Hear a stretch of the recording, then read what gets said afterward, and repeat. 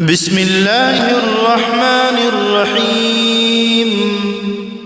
القارعة ما القارعة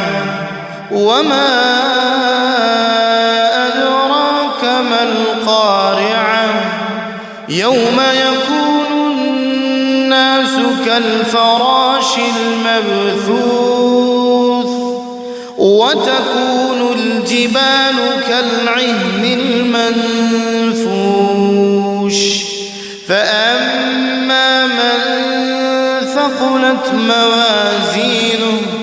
فهو في عيشة راضية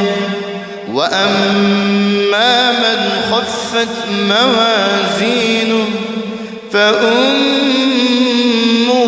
هاوية وما أدراك ما